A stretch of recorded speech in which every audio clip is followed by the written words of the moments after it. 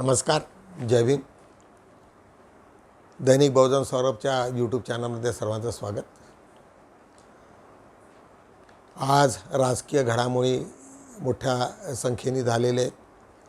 5व्या टप्प्यामध्ये आपण पोहोचलेलो आहोत, पण 4 टप्प्यातला जो रिझल्ट आहे तो मात्र BJPच्या विरोधात जाताना दिसत आहे. संपूर्ण ताकद यावेळेस UPमध्ये लावलेली आहे. सर्व सर्वेच्या नुसार असं म्हणतात की जोपर्यंत आज UPमध्ये BJPला 60 ते 65 सीटच्या वर येतील तेव्हाच कुठेतरी त्यांचं भविष्य आहे, अन्यथा नाही.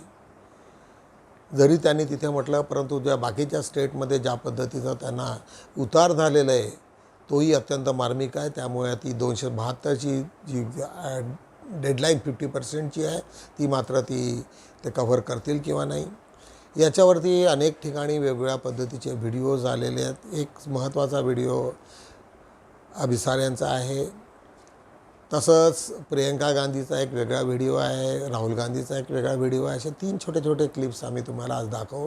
त्यामुळे आज जे राजकीय घडामोडी ज्या पद्धतीने होत आहेत, तसंच बंधूंनो मला असं वाटते की यावेळेस मायावतीची भूमिका अत्यंत निष्क्रिय आहे. सर्व लोकांच्या लक्षात आलेलं आहे की ती BJPच्या सोबत मिळालेली असल्यामुळे आंबेडकरी समाज अत्यंत सेन्सिटिव्ह आहे आणि त्यांना संविधानाबद्दलची आस्था खूप आहे, डॉक्टर बाबासाहेब आंबेडकरांबद्दलची आस्था खूप आहे. आणि अशा वेळेस UPमध्ये किती जरी काही झालं तरी आंबेडकरी समाज मात्र निश्चितच मायावतीचा समाज हा BJPला वोट करणार नाही, मायावतीला वोट करणार नाही, कारण त्यांना वाटेल की आपला वोट वेस्ट होतो आहे. आणि जर ही प्रक्रिया तिथे झाली तर निश्चितच यावेळेस BJP मोठ्या प्रमाणामध्ये खाली येईल. कारण मागच्या वेळेस मायावतीचं कॉन्ट्रीब्युशन हे 12% वरती होतं आणि जर ते कमी झालं तर त्यामुळेच निश्चितच मुलायम सिंग यादव पार्टीचं जे आहे आणि काँग्रेसचं ह्या दोन्ही याच्या पार्टीचं बहुमत जास्त होईल असा अंदाज आहे. आणि आदित्यनाथ तिथले मुख्यमंत्री त्यांच्यावरती एक भीती आहे की जर त्यांना जास्त सीट्स आल्या तर त्यांचं निश्चितच त्यांना पुन्हा स्टेप डाऊन व्हावं लागेल, कमी व्हावं लागेल. या सर्व गोष्टीवरती आधारित हे दोन्ही व्हिडिओ तुम्हाला बघूया. कर्मचारियों को बिना किसी कारण के काम पर से निकालने के विरोध में शासकीय वैद्यकीय महाविद्यालय कंट्राटी कर्मचारी संघ की ओर से आंदोलन किया जा रहा है. कर्मचारियों की मांग है कि उन्हें फिर से काम पर रखा जाए और ठेकेदार पर कार्रवाई की जाए. कोरोना काल में मेडिकल अस्पताल में अपनी सेवा देने वाले कर्मचारियों को बिना किसी कारण ठेकेदार ने काम से निकाल दिया, जिसके विरोध में सैकड़ों कर्मचारी आंदोलन पर गए हैं. कर्मचारियों का कहना है कि ठेकेदार सरकार की ओर से तय वेतन न देते हुए उनका शोषण कर रहे हैं. कर्मचारियों ने आरोप लगाया है कि ठेकेदार उन्हें डरा धमकाकर उनसे काम से निकल जाने की बात करते हैं ताकि वह दूसरे कर्मचारी को भरकर उनसे ज्यादा पैसे ले सके. देखो, आंदोलन को मिलने नहीं आया. इस जो आंदोलन की संस्था बनी है भारतीय मजदूर संघ नागपुर मेडिकल कॉलेज कॉन्ट्रैक्टी लेबर, उसका मैं अध्यक्ष हूँ. यहाँ पर मेडिकल प्रशासन ने 108 सुरक्षा रक्षकों को 1 मई कामगार दिन के दिन नौकरी से निकाल दिया और 12 साल से ये लोग वहाँ पर काम करते थे. 12 साल में कभी लेबर नियम के अनुसार इनको पेमेंट नहीं दिया गया. इनका पेमेंट था 15,000 रुपये. इनके ATM card unity security service के मालक शेखर आदमने ने अपने पास रखा और ये 108 लोगों का पेमेंट निकालने के बाद इनके दूसरे अकाउंट में 6,000 रुपये महीना डाला. 15,000 निकाला और इनके अकाउंट में फिर से 6,000 डाल दिया. ये ऐसा काम इनके साथ अन्याय हुआ है और 108 लोगों को काम से निकाल दिया गया है.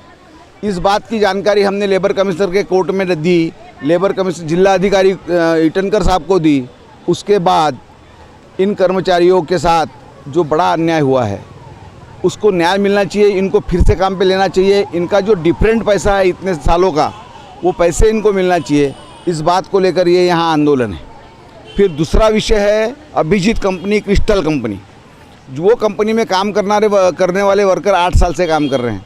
उन वर्करों को कभी मिनिमम वेजेस नहीं दिया गया, जिसमें वहाँ पर यूनियन की स्थापना की करके 4 कर्मचारियों को काम से निकाल दिया जो भारतीय मजदूर संघ के पदाधिकारी हुए. वो भी एक अन्याय किया और इनको कभी मिनिमम वेजेस नहीं दिया और जो सरकार से करारनामा हुआ था जो पैसे का एग्रीमेंट में, वो भी पैसा कभी दिया नहीं. तो सरकार से हमारी एक मांगनी ये है कि जो फ़र्क पैसा है, जो डिफरेंट पैसा है इतने सालों का, वो भी पूरा देना चाहिए और इन कर्मचारियों को व्यवस्थित काम पे लेना चाहिए। ये सारी बातों को लेके ये हमारा आंदोलन है और 500-680 पदों की जगह मेडिकल कॉलेज में निकलने वाली है। तो जब तुम मेडिकल कॉलेज में 680 लोग नए भर्ती करोगे तो ये जो 5 साल से कोरोना काल में जिन्होंने अपने जान की बाजी लगाकर कोरोना पेशेंट को जान से बचाया, इसमें से कुछ लोग मर गए, कुछ लोगों का मृत्यु हो गया कोरोना की बीमारी से। तो ऐसे लोगों के साथ अन्याय करके उनको काम से निकाल दोगे और फ्रेश 680 भर्ती करोगे तो उस भर्ती की कुछ अटें शिथिल कर ये जो काम करने वाले 300-400 लोग हैं इनका भी विचार उस भर्ती में किया जाए। ये सारी मांगों को लेकर ये आंदोलन हम लोग यहाँ कर रहे हैं और जब तक हमारी मांग पूरी नहीं होती तब तक ये आंदोलन हम लोग चलाने वाले हैं। और इस बात की जानकारी आज सुबह महाराष्ट्र के उप मुख्यमंत्री आदरणीय देवेंद्र जी फडणवीस साहब इनको हमने दी है। उन्होंने मुझे कहा कि आंदोलन की भूमिका मत ले, मैं आने के बाद इसमें रास्ता निकाल देता हूँ। लेकिन कर्मचारियों का ऐसा कहना था कि अब आंदोलन की तैयारी हो गई है तो अपन आंदोलन करेंगे। हम लोगों ने ये आंदोलन शुरू किया है। इसी बीच आंदोलन पर बैठे कर्मचारियों ने भी अपनी मांगें सामने रखी हैं। उन्होंने मांग की है कि उन्हें काम पर लिया जाए। हम यूनिटी में 12 साल से जो ड्यूटी कर रहे हैं और हमको पेमेंट सिर्फ पहले 5,000 मिलता था, फिर उसके 2017 से हमको 6,000 रुपये पेमेंट दे रहे हैं और बाकी का हमारा पेमेंट खा रहे हैं वो लोग। तुम्हारा मेन वेतन कितना है? हमको मेन वेतन हमारा 10,000 से ऊपर आता है, पर हमको कभी पूरा मिला नहीं है। हमको सिर्फ 6,000 रुपये सैलरी देते गए हैं और कोविड के इसमें हमने इतनी ड्यूटी करे, ये करे, उसका भी हमको कोई बेनिफिट मिला नहीं है।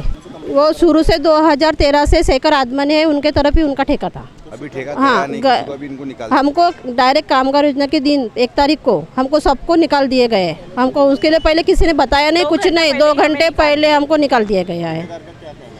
ठेकेदार का कुछ कहना नहीं, वो बोल रहे हैं कि हमको पहले से ऑर्डर आया था और हमको कुछ बताया गया नहीं है उसके बारे में। हमको 1 महीना पहले भी बताया कि कभी बता नहीं गए, सिर्फ 2 घंटे पहले बोल रहे हैं कि रात को नाइट से ड्यूटी में आने का नहीं, ऐसे डायरेक्ट हमको बोल रहे, खत्म हो गया।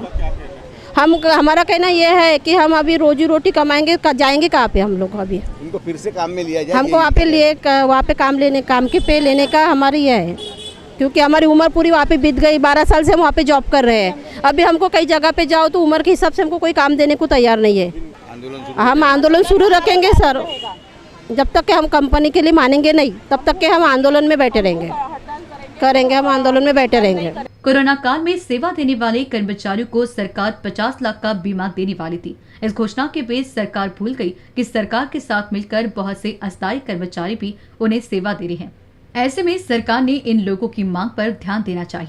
आजकल सबकी निगाहें उत्तर प्रदेश पर टिकी हुई हैं और इसमें बीजेपी के अलावा पॉलिटिकल पंडित भी हैं जो यूपी की एक एक सीट को बड़ी बारीक से देख रहे हैं। और ये मैं कैलकुलेशन के आधार पर कह रहा हूं कि अगर उत्तर प्रदेश आंकड़ा इस बार बीजेपी का 60 के ऊपर जाता है तो एक बात तय है कि फिर मोदी 300 पार जा रहे, फिर मोदी जो है वो 2019 और 14 की स्थिति से भी कहीं ज्यादा मजबूत प्रधानमंत्री होने जा रहे हैं। और तब सोच लीजिए योगी जी का क्या होगा।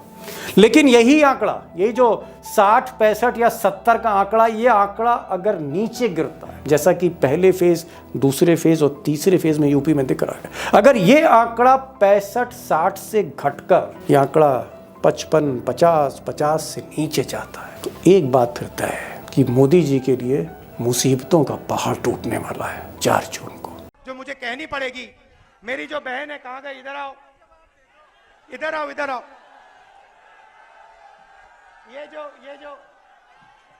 ये जो मेरी बहन है, इसका मैं दिल से धन्यवाद करता हूं कि जब मैं देश में कैंपेनिंग कर रहा हूं, चुनाव लड़ रहा हूं, तो ये यहाँ मेरे लिए, मेरी मदद के लिए यहाँ अपना खून पसीना पूरा आपको दे रही है।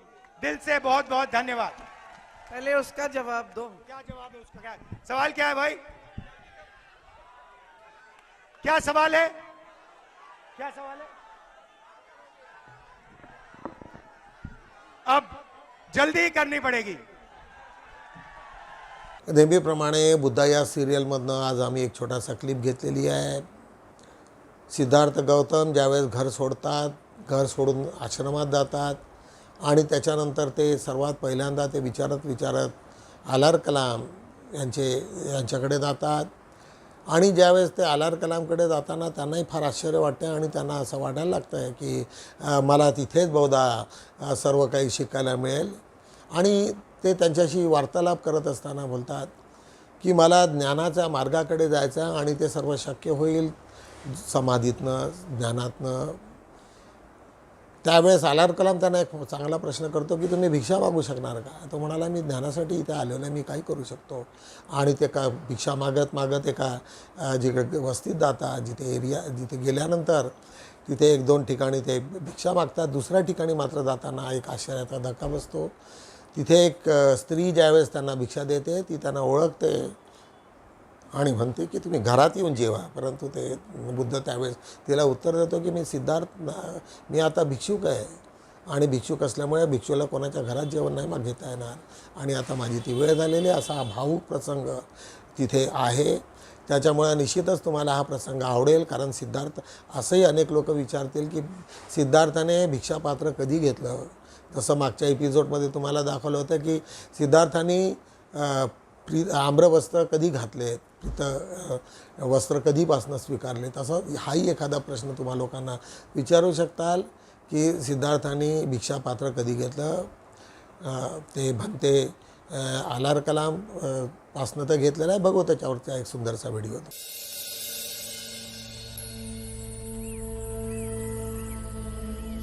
अब संसारियों से इस पात्र में जितना समा सके उतनी भिक्षा मांगोगे। भिक्षा कैसे मांगते हैं? देखो, ओम भगवती भिक्षाम देहि, इस प्रकार। आओ।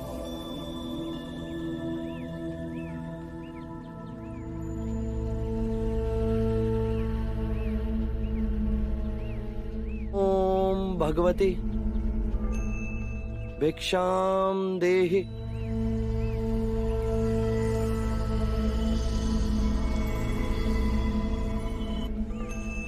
सुखी भवन्तु।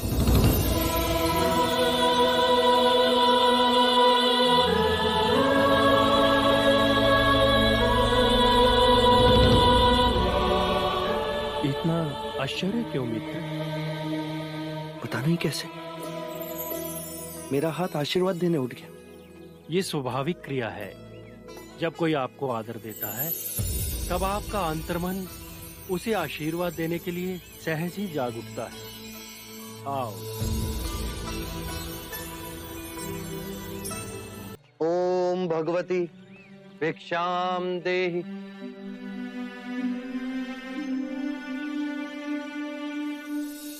सुखी भवन्तु। मैंने पहले कहीं आपको देखा है।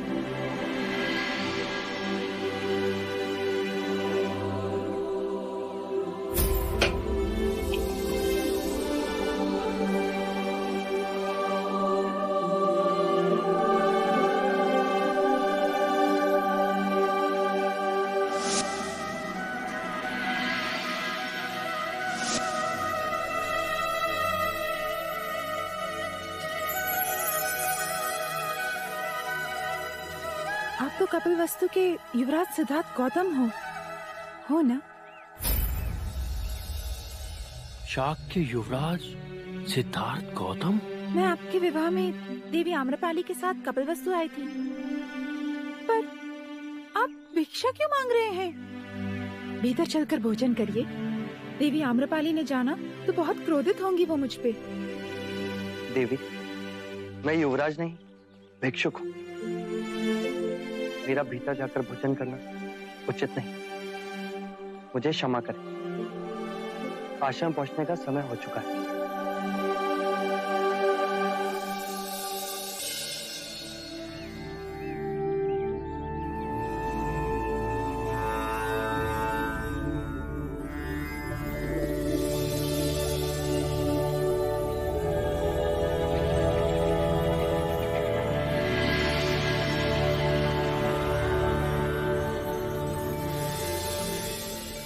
प्रणाम गुरुवर। आपकी आज्ञा अनुसार मैं भिक्षा मांग लाया। तुम स्वयं भिक्षा मांग लाए हो? अर्थात तुम्हारा स्वाभिमान अब तुम्हारी साधना में कभी बाधा नहीं डालेगा। कारण मैं नहीं जानता, पर तुम्हारी आंखों में एक नहीं अनगिनत प्रश्न है। सत्य कहा आपने गुरुवर, पर मैं ये जानता हूं मेरे सारे प्रश्नों के उत्तर मिल जाएंगे यदि एक प्रश्न हल हो गया। कौन सा प्रश्न? क्या आपने मुझे अपना शिष्य स्वीकार किया? तुम्हें इतना विश्वास है मुझ में? मुझे बाहरी ज्ञान पर विश्वास नहीं। वेद पुराण मैंने पढ़े, पर वो ज्ञान किसी और का, स्वयं की अनुभूति नहीं। और उसे जानकर भी मेरे प्रश्नों के उत्तर नहीं। अर्थात वो ज्ञान मेरे लिए अपूर्ण है। जो शक्ति मनुष्य के भीतर है, मुझे उसका अनुभव करना है, और वो केवल ध्यान मार्ग से ही संभव है।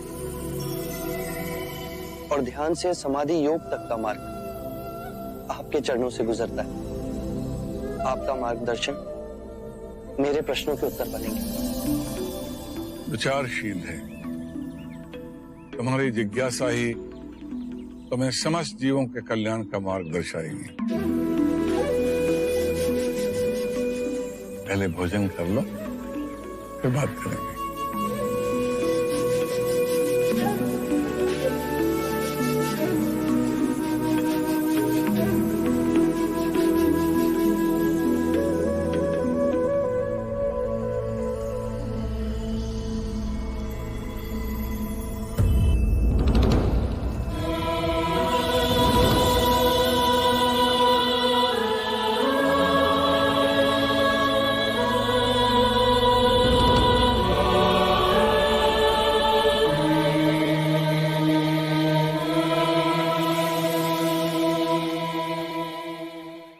आज दिनांक 16 मे 2016 आजच्या याच्यामध्ये बहुजन सौरभचा आपण आढावा घेऊया।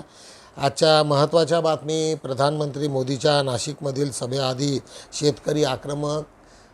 मोठ्या प्रमाणामध्ये महाराष्ट्रामध्ये BJPचं पतन सुरू आहे, त्यामुळे त्या निश्चितच त्यांचा यावेळेस निषेध होतो आहे। तिथे लोक रिॲक्ट करत आहेत। कांद्याच्या माळा गळ्यात घालून जोरदार आंदोलन, कारण ज्या पद्धतीने कांद्याचे भाव कमी झाले आणि त्याच्यामुळे लोकांनी तिथे कांद्याची माळ घालून लोकांनी आपले प्रदर्शन केले।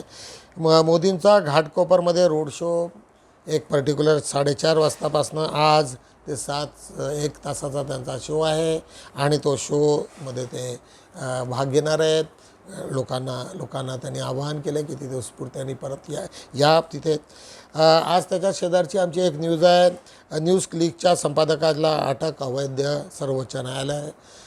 अनेक दिवसापासून न्यूज क्लिकचे संपादक तिथे बंद आहेत आणि त्यांची ते याचिका अनेकदा त्यांची खारिज झालेली होती। काल परंतु भूषण गवई यांच्या बेंचकडे आली आणि त्यांनी सांगितलं की ही पूर्ण कारवाईच अवैध आहे।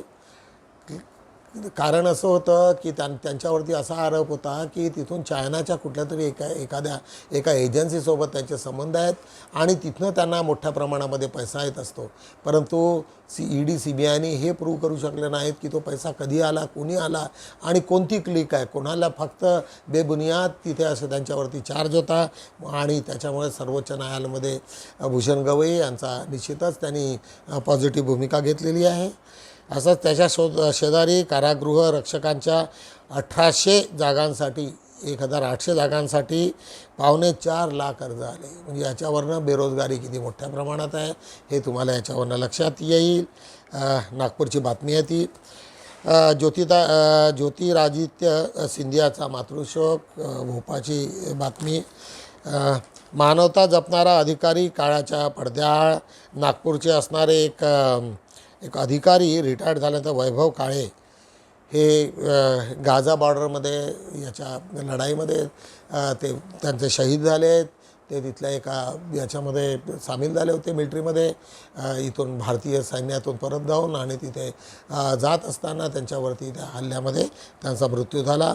नागपूरची बातमी असल्यामुळे त्यांना महत्त्वाची बातमी घेतली आम्ही. लिफ्टची साखळी तुटल्याने खाणीत अडकलेल्या 14 जणांना वाचविण्यात यश. तुम्हाला माहिती आहे की खाणीमध्ये मोठमोठ्याला लिफ्ट लावत असतात, आणि त्या लिफ्टमध्ये ज्यावेळेस कर्मचारी जात होते तेव्हा तिथे एक चेन तुटली आणि फार मोठ्या प्रमाणात तिथे अडकून बसले. तब्बल 13 तासाच्या नंतर त्यांना बाहेर काढण्यात आलं. त्याच्या शेजारी बुद्ध पौर्णिमेला मेळघाटचा निसर्ग अनुभव, एक अमरावतीतली बातमी आहे. मेळघाटमध्ये मोठं फॉरेस्ट आहे, आणि तिथे बौद्ध महोत्सव पौर्णिमेच्या दिवशी तिथे साजरा होत आहे, त्याची बातमी आज आम्ही दिलेली आहे. अकोला जिल्ह्यात उन्हासोबतच पाणी टंचाईचे चटके. मला आठवते की अनेक दिवसापासून अकोला आणि अमरावती जिल्ह्यामध्ये पाण्याची सातत्यानं टंचाई होत असते. आज जवळपास 25 वर्षापासून आम्ही ऐकतो आहे. ज्या प्रमाणामध्ये लोकसंख्या वाढलेली आहे त्या प्रमाणात मात्र पाणी तेवढं पुरेसं झालेलं नाही, आणि सरकारने त्यांनी सोय केलेली नाही. ज्याप्रमाणे नागपुरात सोय झालेली आहे त्या प्रमाणात मात्र तिथे अमरावती अकोल्यामध्ये अजूनही तुटवता आहे. आज त्याच्या शेजारी चिल्ड्रन पॅराडाईजची छोटीशी ॲडमिशन आहे. चिल्ड्रन पॅराडाईज नागपूरची आमच्या ऑफिसच्या शेजारीच आहे. जर कोणाला मेडिकलच्या मागे राहणारी मुलं असतील त्यांच्यासाठी एक चांगली खबर आहे. बहुजन सौरभला 23 मे तथागत भगवान बुद्धाचा जयंतीनिमित्त आम्ही छोट्या छोट्या जाहिराती, शुभेच्छा गोळा करत असतो. निश्चितच तुम्ही लोक बहुजन सौरभला त्यामार्फत छोट्याशा शुभेच्छा पाठवा आणि आपली नोंद घ्या. निश्चित त्याच्याचमुळे आज आमचा बहुजन सौरभ 3.5 वर्ष झाले टिकून आहे, आणि टिकून राहील, म्हणूनच तुम्हा सर्व लोकांची गरज आहे. उपराजधानीतून मेंदूमृत अवयव दात्याची संख्या 150वर.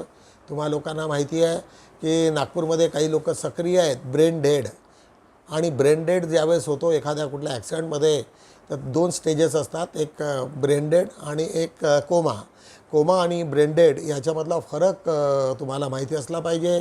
अनेक हॉस्पिटलमध्ये ब्रेन डेडच्या केसेस सातत्यानं ठेवतात जेणेकरून त्यांना जास्तीत जास्त पैसे मिळतील, अशा रीतीने ते मोठ्या प्रमाणामध्ये लोकांचं एक्सप्लॉयटेशन होतं. त्याच्यामध्ये एक व्ही टेस्ट आहे.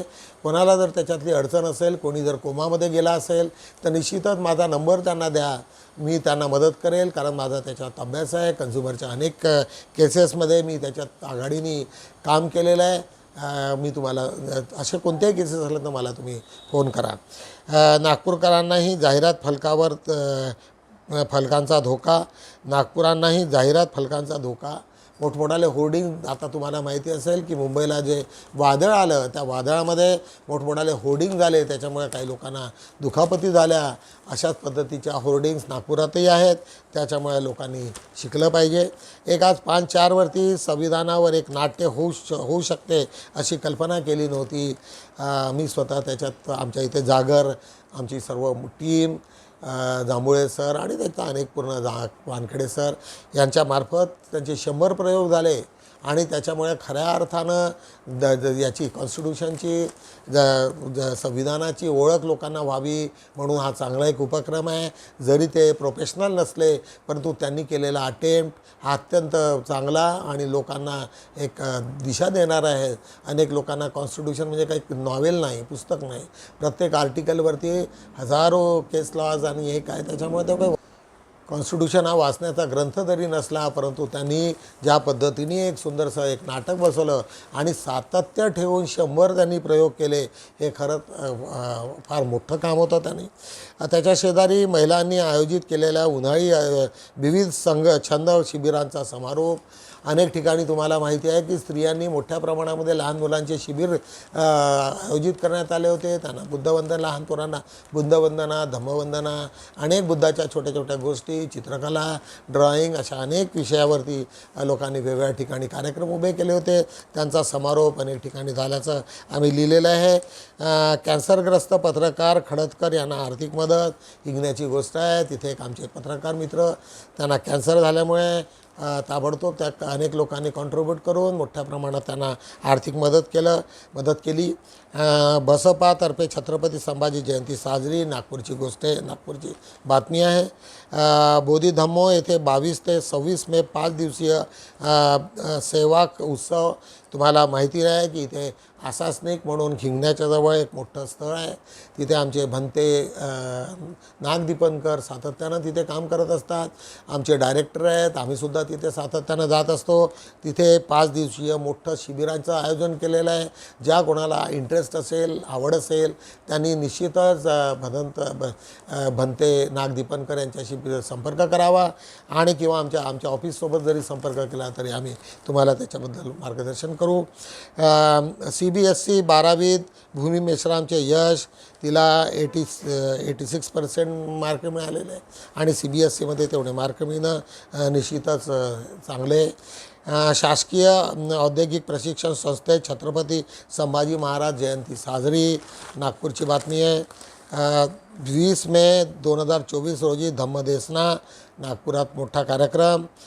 नई तालीम येथे वैज्ञानिक जाणीवा विज्ञान बोध शिबिर, सेवाग्राम वर्धेला एक मोठ्या प्रमाणात तिथे लोकांना एक अनीस, तुम्हाला माहिती आहे की अनीस अंधश्रद्धा निर्मूलन संस्था ही सातत्यानं नागपूर आणि विदर्भात काम करत असते. त्यांच्यामार्फत वेगवेगळ्या ठिकाणी त्यांनी प्रयोग करून लोकांना अंधश्रद्धेपासून दूर कसं जावं याच्यावरती ते सातत्यानं काम करत असतात. त्याची ती आम्ही बातमी घेतलेली आहे. सम्यकचे प्रबुद्ध हो मानवा प्रभावी सादरीकरण, एक प्रबुद्ध सम्यक थिएटरच्या नावाखाली एक मोठा त्यांनी एक नागपुरात कार्यक्रम झाला. त्याची एक बातमी आम्ही मोठ्या प्रमाणात मांडलेली आहे. प्रधानमंत्र्याकडून शरद पवारांवरील टीका, राष्ट्रवादीच्या मथ्यावर आर्य यांची टिप्पणी की पंतप्रधानांकडून शरद पवारांवरती ज्या पद्धतीच्या टीका झालेल्या त्या अशोभनीय आहेत, चांगल्या नाहीत. एका सिनियर माणसाला अशा पद्धतीचं बोलणं हे योग्य दिसत नाही. आज बघूया, आज आम्ही 2 वर्ष आज आमचा अग्रलेख अत्यंत महत्त्वाचा आहे. आजचा आमचं त्याच्या आधी आम्ही जाण्याच्या आधी आजचं टायटल घेऊ पेपरचं. उगवत्या सूर्याला नमस्कार करताना मावळत्या चंद्राला विसरू नका. तुम्हाला रात्री ज्यांनी उजेड दिला, समजा जर चंद्र राहिलाच नसता, चंद्र म्हणजे एका बॅटरीसारखा असतो, दिवसभर तो प्रकाशित होऊन तो रात्रभर तुम्हाला एक उजेड देत असतो. जरी सूर्याच्या प्रकाशाने होत असतो तरी चंद्राचं महत्त्व वेगळं आहे, त्याला विसरून चालणार नाही. आज त्याच्याच खाली भाजपाला 400 पारचा अन्यायार्थ. तुम्हा लोकांना माहिती आहे की भाजपाचा यावेळेचा मोठा नारा होता 400 पार, अब की बार 400 पार. त्याच्यावरती आधारित एक आजचा अग्रलेख आहे. आणि ज्या सातत्यानं ज्या घडामोडी होत आहेत आणि त्याच्यामुळे जे BJPची होणारी पतझड जी आहे त्याचा आणि 400 पारचा कसा संबंध आहे यावरती एक आधारित एक आमचा अग्रलेख. शिक्षण कायमच ऑप्शनल. शिक्षण हे तुम्हाला नेहमी ऑप्शनल असलं पाहिजे. विदेशाच्या तुलनेमध्ये कंपल्सरी एज्युकेशन हे फक्त 10वी 12वीपर्यंत असते, परंतु त्याच्यानंतर आर्ट्सचा असो कुठलाही असो त्यांनी आपापल्या आवडीनिवडी निवडायच्या असतात आणि हा सब्जेक्ट ऑप्शनल असायला पाहिजे ही बाब आहे. परंतु आमच्याकडे मात्र ऑप्शनल नाही. एखाद्याने BE केलं असेल तर त्याला ME करावं लागते. अनेक लोक आमच्याकडे आमचे अनेक विद्यार्थी पाहिलेले आहेत मी, डेंटलचे, मेडिकलचे. अरे ग्रॅज्युएट झालं इनफ, पण त्याच्यानंतर त्यांनी मात्र बदलवायला पाहिजे किंवा आपला आवडत जर असेल तर ठीक आहे, ग्रॅज्युएशन होतपर्यंत ठीक आहे. परंतु अशा होत नाही आणि ते त्याला शेवटपर्यंत चिटकून राहतात. अनेक आमच्या शेजारी आमचे काही भाडेकरू राहत होतात मुली आणि त्या 2-2दा नापास झाल्या MDSच्या परीक्षेमध्ये. पण त्या सातत्यानं 12-12 तास 13-13 तास सातत्यानं अभ्यास करतात, नापास होतात. मी त्यांना अनेकदा समजावलं की तुम्ही असं करू नका, जर नापास होत असाल तर सोडून द्या, तुमच्या आवडीचा विषय निवडा आणि पुढे जा. त्याच्यामुळे तर तिथेच भलं होईल. जर तुम्हाला आवडत नसेल किंवा तुमची IQ नसेल किंवा तुमची मेमरी तेवढी नसेल तर तो सोडून द्यायचा अर्थ. अशा पद्धतीचा तो एक वेळ शिक्षण कायम ऑप्शनल असलं पाहिजे. प्राध्यापक मामा देशमुख पुरोगामी चळवळीचा आधारवर तुम्हा सर्व लोकांना माहिती आहे की धनवटे नॅशनल कॉलेजचे प्राचार्य अत्यंत पुरोगामी विचाराचे. त्यांच्याच काळामध्ये जास्तीत जास्त लोकांची SC ST लोकांची तिथे जे भरती झाली होती प्राध्यापक म्हणून जे लागलेले होते त्याच्यात महत्त्व महत्त्वाची भूमिका माम देशमुख यांची राहिलेली आहे. त्यांच्यावरती आधारित प्रेमकुमार बुके यांचा एक लेख, अत्यंत मार्मिक, अत्यंत चांगला लेख तुम्हा लोकांना वाचायला मिळेल. जीवन संघर्ष अंधारातून उजेडाकडे डॉक्टर वामन शेळमाके, थोड्या वेळापूर्वीच त्यांची माझी भेट झाली. ते पूर्ण त्यांचं समग्र जवळपास मागच्या वर्षी त्यांनी 65 लेख त्यांचे आहेत. यावर्षी मात्र तेवढेच त्याच्यापेक्षा जास्त आहेत. सातत्यानं ते लिखाण करत असतात. आदिवासींच्या समस्या, आदिवासींवरती त्यांचा मोठा अभ्यास आहे. त्यांचा हा प्रत्येक लेख त्यांचा काही ना काही तुम्हा लोकांना शिकवून जाणारा आहे. त्याच्या शेजारी माणसाच्या मनात काही अविनाश टिपले यांचा लेख, अनेक गोष्टी माणसाच्या मनात असतात. बहुजन सौरभचे अनेक लोकांनी वाचल्याच्या नंतर एका दुसऱ्याला ज्या प्रतिक्रिया देत असतात त्याच्यातून उद्भवलेला हा माणसाचा मनात काही असा हा लेख अविनाश टिपले यांचा आहे. आज 3 वर बघूया. आज हिंदू मुस्लिम निरेटिव्हजच्या आधारावरती आज आमचा एक लेख आहे. त्याआधी आपण बघूया, याचं टायटल आहे आकाशातील ग्रह तारे जर माझे भविष्य ठरवत असतील तर माझ्या मेंदूचा आणि माझ्या मनगटाचा काय उपयोग. अनेक लोकांना असं वाटते की अभ्यास करताना आणि हे करताना किंवा ऑफिसमध्ये जाताना असो किंवा मग परीक्षेला जाताना घरचे लोक बुजुर्ग म्हणतात की तुम्ही देवाला पहिले नमस्कार करा. जर याला आधारूनच तो आहे की आकाशातील ग्रह तारे जर माझे भविष्य ठरवत असतील तर माझ्या मेंदूचा आणि माझ्या मनगटाचा काय उपयोग. अत्यंत मार्मिक आहे. एक हिंदू मुस्लिम निरेटिव्हच्या अनुषंगाने एक सुंदरसा लेख, एक हिंदू आणि मुस्लिम याच्यातला महिलांशी संघर्ष असणारा डॉक्टर लता प्रतिभा मधुकर यांचा हा लेख वाचनीय आहे. आज जोपर्यंत जीवन आहे सन्मानाने चालू या. जोपर्यंत आपलं जीवन आहे त्याचा सन्मान मात्र ठेवूनच आपलं जगलं पाहिजे, याच्यावरती आधारित पांडुरंग मेरगळ यांचा हा लेख. देशाचे दुश्मन एक RSSचा मोठा एक हे आहे, त्याच्यावरती लिहिलेले दिनकरराव मंगळकर आणि संकलक केलेलं आहे अभिव्यक्ती तायडेंनी. एक चांगलं ते एक विश्लेषण आहे. आज त्याच्याच खाली 2 गोष्टीपासून सावध राहा. जगण्यातील एक खोटेपणा, म्हणजे काही गोष्टीपासून तुम्ही लोकांना वाचलं पाहिजे आणि त्याच्यापासून तुम्ही सावध राहिलं पाहिजे. याचा असा हा चांगलासा एक लेख, एक सागर रामभाऊ तायडे यांचा. ज्या पद्धतीने आता या लोकसभेमध्ये वाटेल त्या पद्धतीचे एका दुसऱ्याच्या विरुद्ध खोटे विधान करणं आणि लोकांना दिशाभूल करणे आणि आपली सत्ता प्रस्थापित करणं, अशा पद्धतीच्या अनेक गोष्टी झाल्या. त्याच्यावरनं तुम्हा लोकांना हा लेख निश्चितच आवडेल. अशा रीतीने बहुजन सौरभचे आम्ही 4 पानाचं हे केलेलं आहे, आढावा घेतलेला आहे. निश्चितच तुम्हाला माझी रिक्वेस्ट आहे, माझी विनंती आहे की तुम्ही जास्तीत जास्त बहुजन सौरभला लाईक करा. फ्री असल्यामुळे फॉरवर्ड करा. लोकांना कळलं पाहिजे. बुद्धावरती अनेक छोट्या क्लिप्स ह्या अत्यंत मार्मिक असतात. तसं तुम्हाला वाचणं होत नाही, परंतु आमच्या जर रेग्युलर तुम्ही क्लिप्स पाहिल्या तर निश्चितच त्याचा तुमच्या मनावर प्रभाव होईल. हळूहळू आम्ही एक त्याच्यात क्लिप्स दाखवत आहोत. तुम्हा लोकांना त्याच्यातनं निश्चितच आनंद मिळतो. अनेक लोकांचे मला फोन आलेले आहे. त्यामुळे मी तुम्हाला विनंती करेल की जास्तीत जास्त तुम्ही लोकांना फॉरवर्ड करा, लाईक करा आणि भेटूया उद्या. जय भीम.